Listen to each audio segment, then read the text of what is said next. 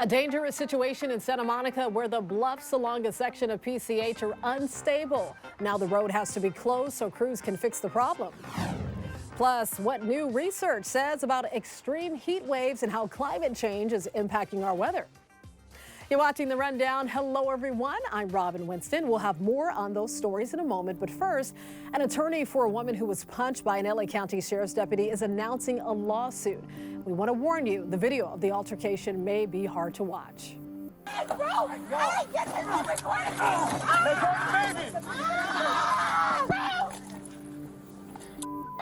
This happened in Palmdale a year ago. The sheriff's department said when deputies pulled over a vehicle, they found an intoxicated driver and 3 women holding babies instead of using car seats. One of the mothers refused to give up her child, and that's when the deputy punched her. She's now planning to file a civil rights lawsuit. Sheriff Robert Luna called the deputy's actions unacceptable and turned the case over to the FBI as well as local prosecutors. A murder investigation is underway in Rancho Palos Verdes. A man and a woman were found shot to death inside a car. The victims were found in a blue Subaru parked at a popular Ocean Lookout Monday morning. They've been identified as 36-year-old Jorge Ramos and 26-year-old Taylor Raven Whitaker.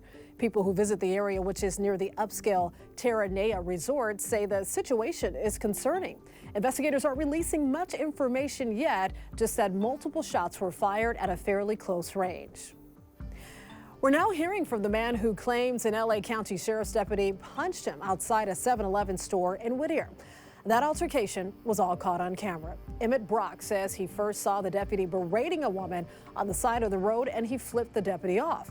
Then he saw the same deputy following him without using any lights or sirens for 3 minutes. When they finally pulled up to the 7-Eleven parking lot and got out of the cars, the deputy pinned Brock to the ground. He starts to punch me about 10 times and repeatedly shoves my head down into the pavement. I'm not resisting! Stop! Stop! Help! Brock says when deputies at the jail learned he was a transgender man, they also asked to show his private parts. Well, he's now demanding accountability from the sheriff's department. The agency declined to comment on the allegations, but says it takes excessive force claims seriously and it's investigating this matter. As we enter what could be the hottest days of our current heat wave, a group of scientists are releasing some startling findings. They say this unrelenting heat would have been virtually impossible without climate change being brought on by human activity. LX News climate editor Chase Kane takes a closer look at what's driving the heat. If you live in Dallas or Phoenix or any hot place over the last few weeks, what if someone said, during these heat waves, we could turn down the heat by as much as 4 degrees? Or if they said, you didn't have to experience this heat wave at all. That's basically the findings from these 6 scientists at World Weather Attribution in Europe. They said without climate change, this heat wave in the US wouldn't have happened. It was virtually impossible. But the most important thing is that they kill people, and they particularly kill and hurt and destroy lives and livelihoods of those most vulnerable. And so really it is about us and how climate change, how these heat waves are impacting us. We know heat is the #1 weather-related killer around the world and here in the United States. To come up with these findings, they basically look at past climate data and they have models which are peer-reviewed. They sort of plug in the numbers from this most recent heat wave alongside past climate. And they say when you do that, that from a scientific perspective, it's almost boring because the data, the link, the tie there is so strong between climate change and how it is driving heat waves like this. As long as we keep burning fossil fuels, we will see more and more of these extremes. And it could well be that this is what will be a cool summer in the future if we don't stop burning fossil fuels. And so that leaves us with a clear choice. Do we want these heat waves of today to be sort of as bad as it gets, or do we keep burning fossil fuels and making heat waves like this more frequent, last longer, and even hotter than they already are? All right, let's get a check of your hot weather forecast with meteorologist Belen de Leon.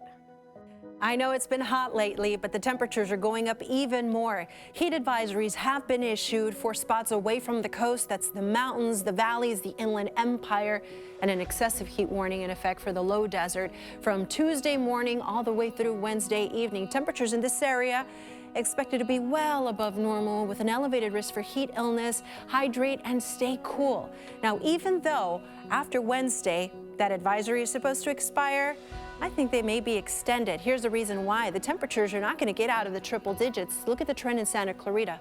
105 Tuesday and Wednesday, then low 100s straight into the weekend. It's not until early next week when the temperatures lower and it feels a little cooler, but even then, temperatures will be above normal through the end of the month. An unstable portion of the bluffs in Santa Monica is prompting an emergency closure. Starting Tuesday night, there will be closures along PCH as crews use a large crane to remove the top portion of the bluff and break it apart. So here's the area we're talking about. It's near the Arizona Pedestrian Bridge off of Ocean and Santa Monica Boulevard, and we're told the work should be done by Wednesday afternoon. A car plunged 400 feet off a road in the Angeles National Forest, and the driver has his iPhone to thank for helping first responders find him. This wooded area is where the driver went off a cliff last Friday night. The only reason search and rescue was able to locate the injured driver was because of new crash detection technology on newer model Apple products. The LA County Sheriff's Department is grateful for their new high-tech teammate. Without the SOS service from iPhone, I don't know when or if we would have ever found him. What if you hadn't got to him? Most likely he would have bled out at some point. Getting to him in a timely manner is what saved him. So here's how it works. The iPhone detects when you're in a severe crash or accident. It immediately puts you in contact with the nearest 911 call center. But if you don't have cell service, like the driver injured Friday, the phone will still call for help via satellite. In just over a week, Taylor Swift brings her blockbuster sold-out Eras Tour to SoFi Stadium, and Metro wants to help fans get to and from the venue. So Metro will extend service to around 2 a.m. There will also be a free shuttle to the stadium from the downtown Inglewood K-Line stop and the Hawthorne Lenox C-Line stop. Metro did not say if the same services will be added for future events at SoFi, YouTube Theater, and the Kia Forum, but said it would take the suggestion under consideration. It's going to be a fun concert. For almost 2 weeks now, Hollywood actors have been on strike against the studios. They joined writers who've been on the picket line since May, and now local businesses are feeling the fallout of the strike and are taking an economic hit. NBC4's Ted Chin has that story. It is a very fine line we're walking right now. Lawless Brewing Company in North Hollywood is still making their popular craft beers, but since many of their customers are on picket lines right now, they've had to adjust. As a small business, it is a huge concern that a lot of our customer base is out of work right now. So they don't have money to spend. They're not going out for lunch, or they're not doing the takeout. Nancy Hoffman-Vaniak of the Greater San Fernando Valley Chamber of Commerce says the situation reminds her of the closing of the General Motors plant in the early 90s that cost more than 2,500 jobs and had a ripple effect on businesses throughout the valley. We started seeing the restaurants across the street close or cut their hours. And a lot of those places have been completely gone ever since. They've never come back. Lawless Brewing says they're surviving on the goodwill of customers who are now bringing in more of their friends. They've also become a gathering place for picketers, even if they're not buying as much beer as they used to. It's like an uncertain future for them and all of us really right now. And unlike during the worst of the pandemic, the restaurant says at least people can still come together. We're trying to create a place where you can go here and you can hopefully afford it. We're doing what we can, and we're just taking it day by day, pretty much. A strike isn't just about the studio and these workers, it's all the people it affects along the way. Ted Chen, NBC4 News. Comcast, the company that owns our parent company, NBC Universal, is one of the entertainment companies represented by the Alliance of Motion Picture and Television Producers. Some employees of the NBC News Group are also represented by the WGA and SAG-AFTRA.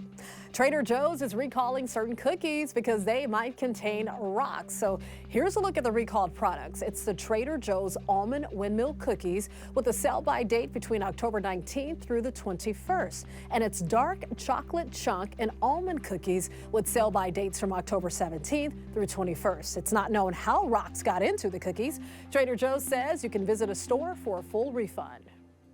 There's a new mural in Atwater Village, and it showcases one of the Dodgers' biggest moments in history. It pays tribute to the moment when Vin Scully declared the impossible has happened after former Dodger Kirk Gibson hit his memorable walk-off home run in the 1988 World Series. Street artist Corey Matty, also known as the NBCLA Hope Dealer painted the mural and hopes it inspires people to feel like they can overcome any obstacle. The mural is in support of the Gibson Foundation for Parkinson's. Gibson was diagnosed with the disease in 2015. Every year, the Dodgers hold an annual Lakers night with a Lakers-themed giveaway for fans. But this year's might be the best one yet, especially for fans of the late Lakers legend, Kobe Bryant. So on Friday, September 1st, the Dodgers will be handing out these black Mamba baseball jerseys. Pretty cool, right? I like them. They're inspired by the jerseys the Lakers wore during their run to the NBA championship following Kobe's death back in 2020. They're all black with a gold outline and Mamba scales across the jersey. They feature both of Kobe's numbers, 8 and 24. Now, it's important to know that these jerseys will only be available to fans who purchase a special event ticket pack, and it's not a stadium-wide giveaway, so please keep that in mind. Starting next week, you'll have more time to find your newest furry family member. The LA County Department of Animal Care and Control will expand its public visiting hours at 7 of its centers. As of August 1st, they'll be open from 11 to 5 Monday through Saturday. The centers will not be open on Sundays to view animals, but they'll still admit stray animals and reunite lost pets with their families. And they're so cute. Head on over. You can always get news and weather updates on the NBCLA app and our website, NBCLA.com. And be sure to tune into Today in LA on NBC4 weekdays 4 to 7 a.m. I'll be helping you get around with traffic reports throughout the morning. I'll see you next time on The Rundown.